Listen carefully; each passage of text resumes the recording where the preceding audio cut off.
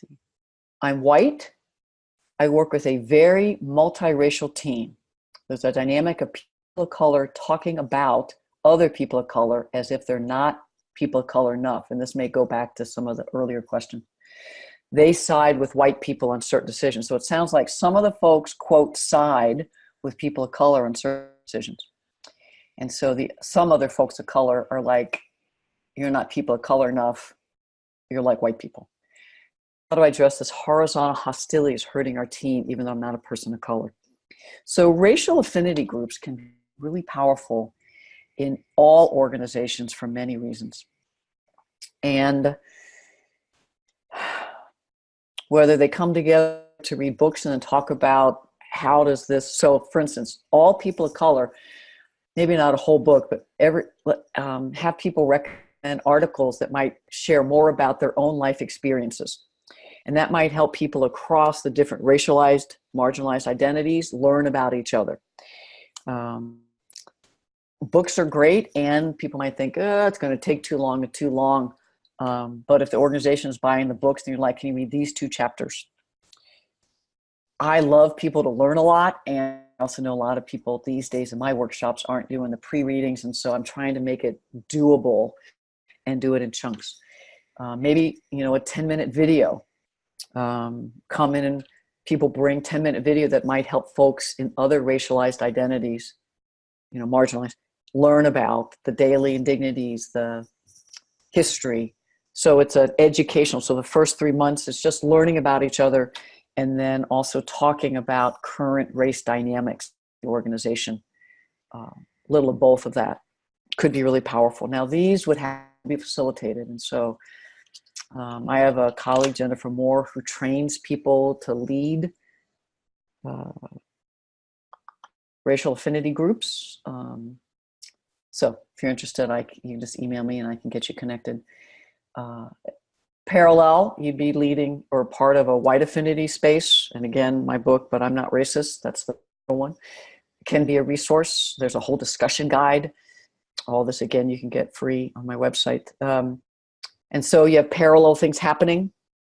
The leaders of both groups I'd have come together so that you as the white facilitators are in partnership with the folks of color, letting them know what you've been doing, ask them if they have thoughts for the curricula, float ideas you're wanting to do, get input. It's not decision-making, but it's a collaborative. They may or may not want to use you as a resource. That's not what I'm not saying it's back and forth, but as the white person in the more privileged identity, if people are open to, as folks of color, at the Social Justice Training Institute, historically, and then even this time, I always, to my colleagues of color, say, here's a new idea I have for the White Caucus, here's a new handout I want to use, what do you think? So that they know what we're doing. And then I say, is there anything else you want me to be thinking about? Or this time I worked with a colleague, another white faculty member. So always accountable with.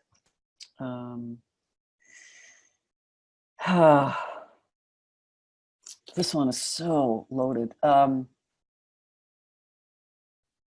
I wonder if some of the folks of color who are taking their energy out on other people of color also are have energy and feedback for top leaders, but it's not a safe environment or an opportunity to share that.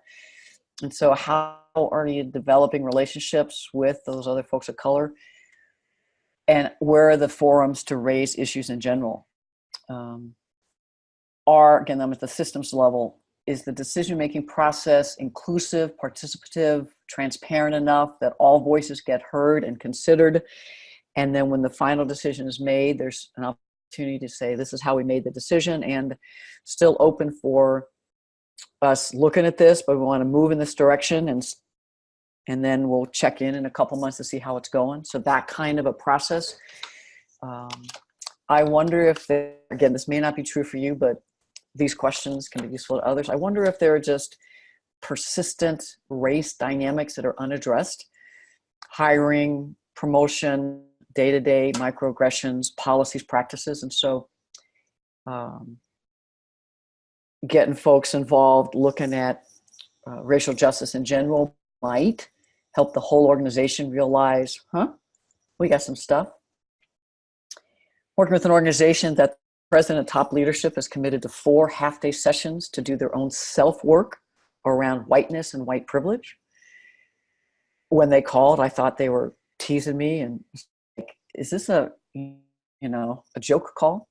It's a large organization. That type of thing might help leaders, especially if it's a predominant white organization, predominantly white leaders.